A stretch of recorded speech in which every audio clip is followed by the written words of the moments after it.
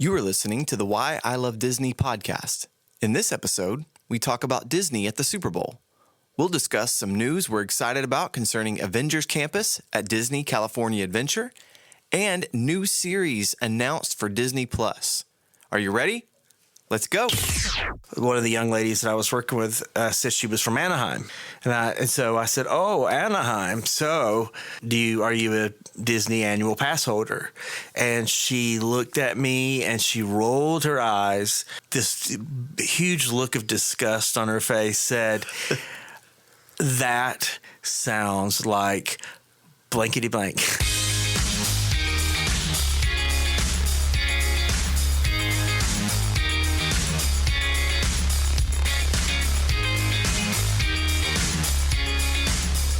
Welcome to the Why I Love Disney podcast. We're here for another exciting episode of Why I Love Disney. What's up, David? How are you?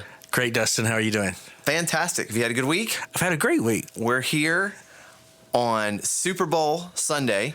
Yeah. We just finished up watching the Super Bowl. Yes. With a whole bunch of people.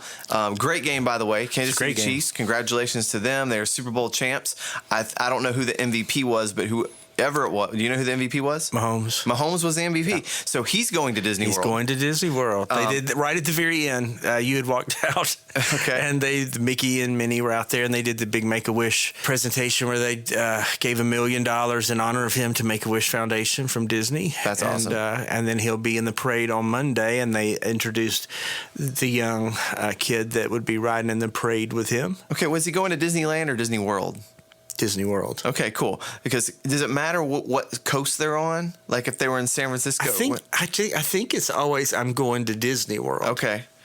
All right. I think that's the phrase. Interesting. But we thought it would be really cool to kick this off. Yeah. We're sitting there watching it, and I said, David, we're doing this pod. We should talk about Disney at the Super Bowl. Right. And the Disney ties. Now, I don't think it's been quite. ABC wasn't hosting the Super Bowl. It was Fox, right? Some years CBS will have the Super Bowl. Right. Some years Fox will have the Super Bowl. Some years ABC or ESPN will have it, right? Right. And this year was a Fox year. So there was less of a Disney, overall. You've seen some real Disney tie-ins before, but we have commercials. Did have some. And we thought we would talk a little bit about what we saw tonight that was Disney related in the Super Bowl. A couple things that got me really excited. The Mulan trailer was there tonight. Yes. Had a nice prominent feature and looks as great as we've seen in the past. It looks like it's super high budget. It looks inspiring. I love that shot where she leans back. Yeah. On the horse and the arrows. Kind of like an old school Matrix vibe. Yeah, it was very cool. Where the arrows go flying by her face. It looks really, really cool. Yeah. Super excited. I thought that was well received too and well done. And it seemed like it lived up to the epicness of a Super Bowl commercial too. So that was exciting. That was the first thing. That was and of the group that we had gathered with us, there was a good reaction to that. Real good reaction. What else did you see that you were? Black Widow. That's right. I actually forgot to write that down. There's a new Black Widow trailer that's coming out here pretty soon. Very good. Did we see any new things in the Black Widow trailer? Or was it very similar? I need to go back and look at the last one that I saw, but I think there might have been a little bit. I'm not exactly sure. I think the most exciting thing, we've got the first sneak peek of the new Marvel Universe stuff coming to Disney+. 3 different shows. Yeah, that got the biggest reaction. In fact, everybody turned and looked at us. Yeah, kind of gasped. What are you going to say about that? A little bit. Yeah. It was kind of like, whoa, yeah, little cheers and stuff going on. Yeah, that was got a lot of cheers in the room. So it was the Falcon and Winter Soldier, Loki. Right. And the one with Vision. What's it called? Wanda Vision. Wanda Vision, yeah. That is going to be super. That was a super interesting concept. It was a very interesting commercial. Yeah. I'm really intrigued by what that's going to be. Yeah, we came straight from the Super Bowl into the studio. Yeah, we did no research. We did not go back and rewatch it. So I'm anxious to see that again. Totally. And we could always Google this while we sit here, but we're not. It's late, and we're just not too lazy to do that at this point. But I think that was one of the most anticipated things for people, because it was really the first look at it, and they kind of hyped this as it was going to be in the fourth quarter, so you kind of had to wait to the end to see it. And I think it lived up to the hype. It showed us just a few exciting little scenes. I saw on Twitter a lot of my buddies retweeting that. I'm here for that. That was super exciting. The other commercial Did you catch? There's one more commercial. Did you catch the other Disney reference? I'm not sure. The Audi commercial with the "Let It Go." Oh yeah, soundtrack. I know it's not technically. Forgot. I didn't write that down. But but I thought you're right. There's an Audi electric car commercial where they're singing a different version of kind of "Let It Go" throughout. Yeah. Really interesting commercial overall. But I thought that just giving the Disney shout out to "Let It Go," that song is kind of like a massive, massive song, and Chris Evans was in Captain America was in the Hyundai commercial, but. That doesn't really count. I think I missed that one. I might have stepped out. That was actually a funny commercial. Get some chicken wings. That was a good commercial. Okay, and then Demi Lovato sang the national anthem. Disney presence there. Yep. Actually, the thing that I was surprised was missing was Onward. Yeah, any Pixar. Yeah, I thought maybe we would see, but I guess it didn't fit. I don't know. It didn't. It was more Black Widow, Mulan, more adventure is what we got. Yeah, and Disney Plus. We really didn't, but I thought maybe they would show us a something. We want to talk about the Disney stuff, but I mean, overall, Super Bowl commercials are known for being kind of the over the top, right? Really draw you in, high production value. It's so expensive to run those things that they're as big a part of the show as the Super Bowl itself. A lot of times, for some people, even bigger if you're not a football fan. And I thought there were some really good commercials and some that were just sort of like whatever. But I laughed out loud in a few of them. The Sam Elliott Old Town Roads commercial was fantastic. But overall, it was good. It was a great game. So it was super exciting. And so moving from there, there's some Disney Plus news I saw this week. Okay. One is I think Disney is having a conference call for their earnings this week. And in that, it looks like they're going to announce their subscriptions for Disney Plus, which they're rumored to be like off the charts, like 25 million plus, maybe up to 30 million. Yeah. And that's a huge, right? I mean, we're talking months old. Yeah. Huge number of people, which is amazing. It speaks volumes to their catalog, the mega brands that they have, and just the power. They've kind of put their flag in the ground and said, hey, we're here. Yeah. Look out. And I was reading an article talking about the transition that they've made in 2 short years to going straight to consumer with their content. Mm-hmm. And that's not something they really had a plan for in the recent past, like 3 years ago. Right. It's something that was like, okay, we're going to have to do this. They pivoted. They did it. The rollout was amazing. And it seems to be it's just a smash hit and not slowing down anytime soon. If anything, it's gaining, it's building momentum with this new stuff. Yeah. And you go, I wonder if more people are investing in the new, or was it the back catalog, or is it just equally both?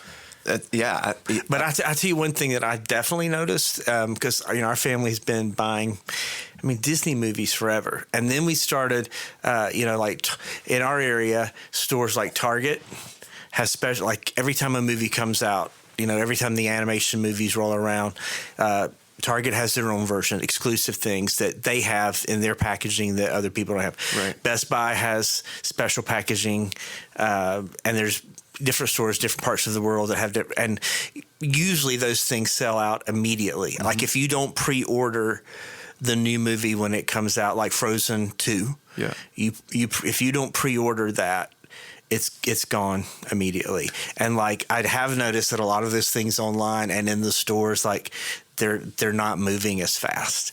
So I wonder if people are going, well, I don't need to buy anymore. Yeah. I don't need to buy Frozen 2 on DVD or Blu-ray because now all the best content it's coming into Disney Plus. I'll just wait. Stream.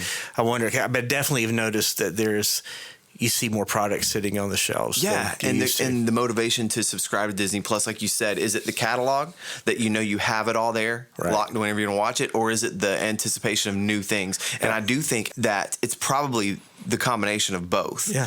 I think there's some Disney fans that would pay $7 a month to have access to the catalog. I think there are other people that would lose its appeal.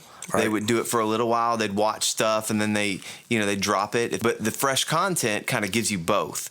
There's a treasure trove of things to dive into, and then there's the anticipation of new awesome things coming. Right. And it seems to be they're doing a great job with not just the content but announcements, and the fact that it's been so successful. I would be very surprised if they're not just like doubling and tripling down on the new stuff. Let's get it out quicker and faster, and get people more things to consume, because it seems like you get eyeballs on the screen and people in the system, and that's just more money and more success for them. So that was huge. And in addition, speaking of Disney Plus content, so we've already talked about that, but one that I got super excited about was the report was when I saw Emilio Estevez is going to star in a Mighty Ducks series. That's really cool. On Disney Plus.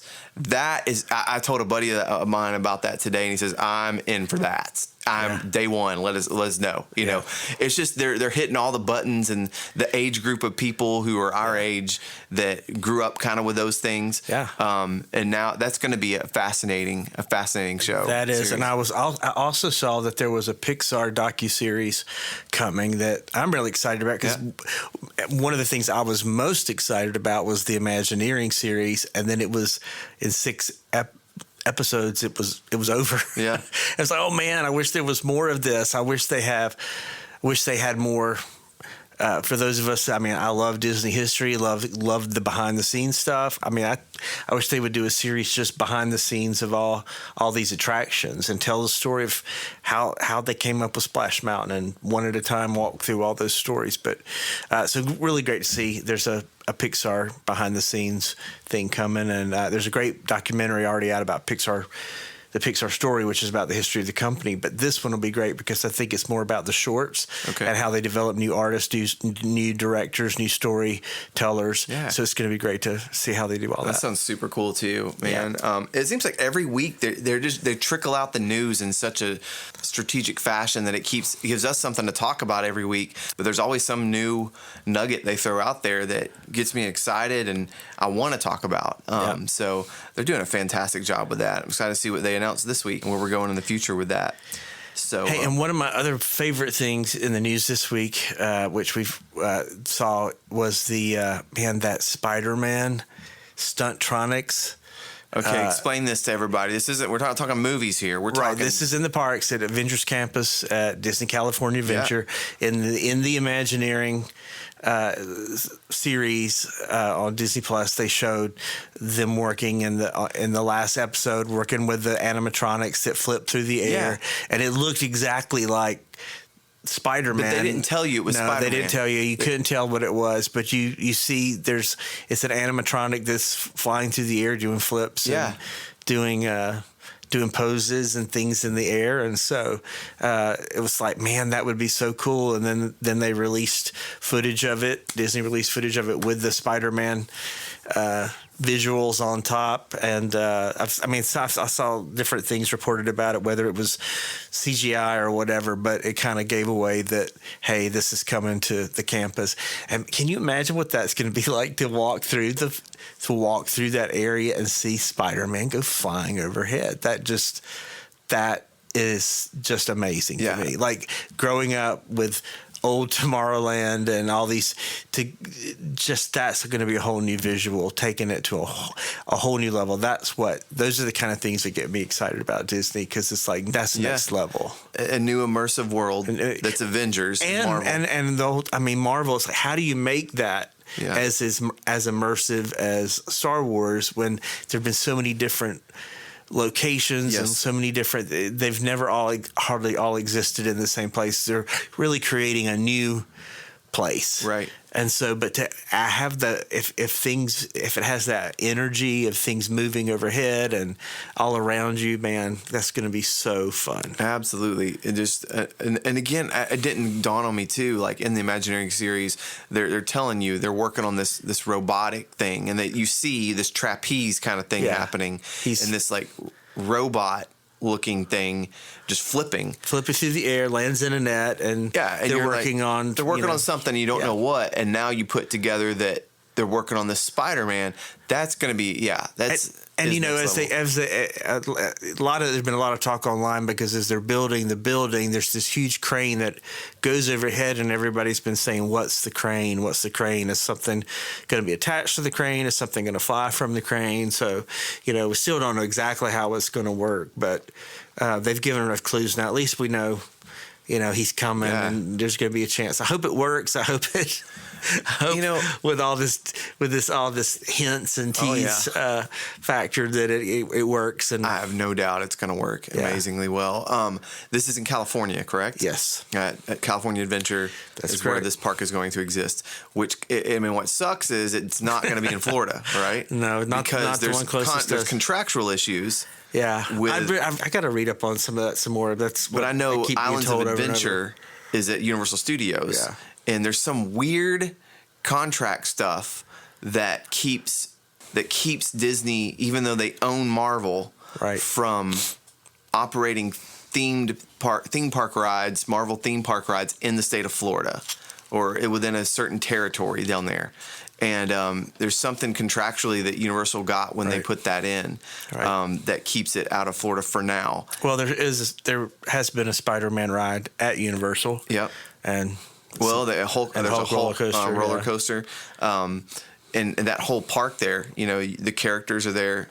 Spider-Man. It's interesting. I always wondered when I first heard Disney bought Marvel how that was going to work. But it's interesting that you're going to have to go to California to get this immersive world. I'm going. Yeah. I will too one day. I'm not sure when I'm getting to Galaxy's Edge first. So yeah, I think that does it for the main news we had this week. The things we found the most interesting that we wanted to talk about. But we were talking earlier. You had an experience this week at work. Oh yeah. We were talking a little bit about this. I thought it was fascinating how this came up and tell the story. It probably wouldn't have been so ironic to me if we hadn't kicked off this podcast this year. And we're thinking a lot about it, and we're paying so much. We always pay attention to Disney news anyway, but even more now. But I was at a conference for work, working with some people and some young people. These people in their 20s, and so I've met this few new people, and we were talking and doing some things at work. And one of the young ladies that I was working with said she was from Anaheim, and so I said, "Oh, Anaheim. So, are you a Disney annual pass holder?" And she looked at me and she rolled her eyes. This huge look of disgust on her face said, "That sounds like blankety blank." To me, I'll keep it clean. That sounds like blankety blank to me. And I was like, oh, and she just the crowds, the germs that would be there. I have no interest. That sounds totally like blankety blank, and blankety blank would translate. She doesn't really like the Disney parks very much. And so I was like, oh, okay. And then the other guy that was with us at the moment goes, "Oh yeah, I can't stand the parks. I have no interest. I can't even understand why anybody goes to these parks." And I was just kind of like, oh. I was really shocked. You know, this was like... You interjected. You're both wrong. The parks are this awesome. This is like, there was so much kind of venom. Yeah. Were you quiet? I was like, did you express your opinion? Well, I didn't say that I just started a Disney podcast. I was like, let's get back to work here. Yeah. No, I did. I was kind of like, man, I think the parks are great. I mean, why are you so sour? How are you so sour so young? 20-somethings? They were 20-something. Had they been before? I don't know. Oh, I don't know. They just both, she's lived in Anaheim all her life. Huh, interesting. She's from the LA area, so I would think so. So she's probably been. The other one of the other young guys, no, he has not lived in that area all his life. So maybe he hasn't been, but it's still, it was like, just as we talk about so much about why we love Disney, it's always interesting when you meet people that don't like it at all, have nothing good to say about it. Do they have kids? Either of them? No. Well, you see, I bet once they start the Disney Junior, probably it changes. You know, my wife, when I met my wife in college, she just didn't grow up around it. She just didn't have a lot of exposure to Disney and limited television stuff in her life. I mean, just grew up with knowing all that. And when we started dating, she's kind of getting all the overload from me of all this stuff. And so, we actually went to the parks a few times before we had kids. But once we had kids, it changed her too, because once your kids start loving these things, you will find that you'll put up with crowds and crazy ticket prices and all kinds of things for kids, maybe if you wouldn't have done it on your own. But I was still shocked that, again, so young, that they seem to have no nostalgia for anything Disney whatsoever. It was pretty. Do you think both of us in our stories, one of the reasons we're such fans and love the parks and love Disney content so much is because at a young age we were kind of immersed in it and exposed to it. We had great memories of the parks as kids. It sort of became a part of us. And I would say it's interesting that someone that lives in Anaheim, I'd be curious to know if she had went how many times, if it was a kind of a part of her life growing up or if it wasn't. I would say as you get younger, I guess there are a lot of other franchises out there. Like, for instance, if you were, a Harry Potter freak, as a kid. I use the freak as an endearing term, right? But if you're a really big fan of Harry Potter or Teenage Mutant Ninja Turtles or whatever, and you just weren't into, there was a period of time where maybe you weren't into Disney characters as much. Maybe that sweet spot of that age after kind of the Lion King era, where there were other things. Or there's more things now. Does that make sense? Well, one other thing that in my lifetime, they talk about, if you've ever seen the documentary Wake and Sleeping Beauty, you can watch on Disney Plus. It's this incredible documentary how the Disney Renaissance came about, and how in the mid '80s how Disney had been going through a slump through the '70s and '80s, and they even mention, I think the exact words they say is, there was a period, if you were a high school student, you just weren't going to go to a Disney movie, because popularity wise, all these things, it was seen as something from the past and not popular. And, so I kind of grew up in that 80s, early 90s era where before this big Renaissance, where if you were a big Disney fan, you might not talk about it all the time, but I didn't. It's that surprised me to meet somebody in their 20s now that hadn't been caught up in all the fun over the past 20 years. Because I truly think it is like the happiest place on earth. Just and the way they do conduct themselves. Like we've talked many times in this show about, one of the things we love is how immersed you are into just this imaginative world where people just dream things, and the story of Walt kind of even enhances it even more. That you're just transported to somewhere else, and to appreciate that. When you walk in, you don't see, and maybe a personality thing too, maybe an Enneagram podcast, but those of us who are dispositioned to kind of see those things first, we're not looking at, we'll look at those lines or look at how much it costs. I've never heard anybody throw in the germs. The germs, Except, like in recent days, maybe, but as a general, I don't like to go to Disney because of the germs. I was like, that was really an interesting comment. So that may be a personality thing, but to live in Anaheim or Orlando and dislike Disney must not be a very fun place. Must not be a fun place to live if you don't have any Disney. Well, let me ask you this. This might be interesting, and I may be way off base here, as I'm from Florida. I grew up in Disney World. I've never been to Disneyland. Do you think that Disneyland is as much of the culture of Southern California as Disney World is to Central Florida? Actually, I would say more, because I think, and I may be wrong, but I've definitely heard before that out in California that it's about 30% tourism and about 70% local. And Florida's like 30% local and probably 70% tourism. But I'm not exactly sure. But it's that big of a difference. So I would say Disney World has way more local presence than the Florida parks. So you think that it's I'm actually guessing. in the culture? Disney is ingrained in the culture of Southern California. Do you think it influences Southern California culture like it influences Central Florida culture? Oh, I didn't. I don't know if I understood your question. I thought you meant just do locals go to the parks as much as locals in Florida out in Anaheim? Do they go as much? No, not so much that. Yeah, because it definitely has a small. The Anaheim park definitely has a.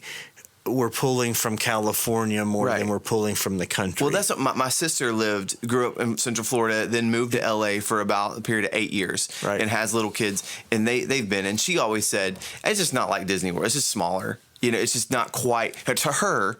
As much as she liked it, it wasn't the same experience as the Walt Disney World Resort in Orlando. But it was sort of a different vibe. But it's still very historic. So I mean, it's still a hugely attended park, right? But it just has a more local feel for some reason. Where it's not as it doesn't feel like the resort for the world to come to. Like if you're coming from Europe or another part of the world to visit Disney World, right? But I don't know those numbers. See, exactly. I feel like because Walt Disney World kind of is what put Orlando on the map. Right. I-4 was probably built because of Walt Disney World. Well, it was already being built, but that's why he put it right there. Because it was orange groves and swamp. There's nothing even around that as you keep moving out just a few miles. Right. It's still swamp and it's nowhere really. Right. It's sort of I don't know. I could be, like I said, I could be way off base, but I'm curious to see like a person from Anaheim not feeling the influence of Disney like a person from maybe Orlando or Central Florida might. Maybe not. I don't know. I don't know if that has anything to do with it. Because it seems like, okay, so we're LA, but like they're pro sports teams. They're never there. Like a Los Angeles Chargers game right now is half full. Right. They don't seem to be. Miami's the same way, actually. These these sunny beach town kind of vibes. They don't. They're not as dedicated to. There's so much to do. They can go outside. They can go to the beach. They can ride their bike. Well, I mean, there are obviously tons of people that go to Disneyland Park and vlog and do podcasts every day. I mean, there's a lot of great fans out there doing incredible shows in the parks constantly. So you see this huge movement of people going to the parks constantly and walking around with cameras. Sure. And even when we were out there in the fall, we didn't there were a lot of people we would love to have run into, the vlogs and things that we watched that we couldn't find, but we saw a lot of people walking around with cameras talking. And so there's a huge fan base out there, but I don't know the difference in that culture other than I know that there's a huge local presence out there at Disney. I didn't mean to get way off on that. But, no, that's actually a cool question. I haven't really thought about how the different towns perceive. I mean, maybe some people can give us some feedback on that. Maybe so. If you're from Anaheim. But I am trying to dissect how this girl from Anaheim doesn't like Disney. That makes no sense to me. So I'm just trying. There's got to be a reason. Well, I know that there. I mean, there's a book I'm going to read. I hope to read this year written by a reporter in the Florida area who's just a huge anti-Disney reporter, a hater.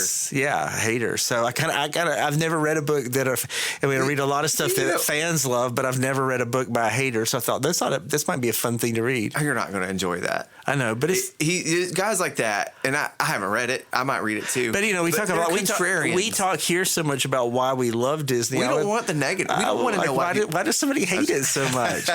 well, it will give us something to sound off. It's not gonna. I'm not going over to the dark side. I know that. I know that. I won't go over to the dark side. I don't like anything that's dark and stormy and cloudy. I only love sunshine. That's why I'm a Disney fan. Why I love Disney, because I can avoid my problems and avoid the negativity. That is one good thing. I'm half joking there. No, that is a good reason to love Disney. Yeah. It does give you a break from the negativity. So but is there anything else you'd like to talk about this week, David, on your list? No, I'm good. We're going to come back next week with some new ideas and Looking forward to it. Well, I want to, before we close, I want to thank everyone. We've launched this thing. This is episode 6, and we didn't know what to expect jumping into this, and we have seen a lot of response, tremendous response that kind of has blown us away, and we want to thank you for listening. We want to thank you for reviewing. We want to thank you for following. Thank you for subscribing, and if you haven't yet, that would really help us out to hit the subscribe button, hit the follow button, hit the like button, and hey, if you would leave us a review on iTunes, that would really help us out a lot. And if you would share the podcast with a friend, that would also be fantastic. And we want to encourage you to check out our website, which David's blog is on, and we post all of these episodes, and very soon we'll have transcripts of the episodes as well at whyilovedisney.com. Right. And you can also contact us through there, through the contact form. And also, one of the reasons we called this Why I Love Disney is to talk about that, but also to hear why other people love Disney, because even in starting this, we've just been reminded that there's so many different things that people like. So always let us know if there's something you love about Disney that we're not mentioning, and then maybe we can talk about, and just would love to hear what you guys love about Disney as well. Absolutely. And one other thing, we have a brand new Twitter account that we would love you to check out if you're on Twitter. It is at whyilovedisney_. If you're on Twitter, check us out there. I'm sure we'll add an Instagram at some point in the future, but we'll let you know as the socials get added. And yeah, I think that's all we got this week, David. You want to sign us off? Lots of things to love about Disney this week, and we'll look forward to coming back and talking again next time. Thank you for listening to the Why I Love Disney podcast. You can tell us why you love Disney at whyilovedisney.com or on Twitter at whyilovedisney_. We'll catch you next time.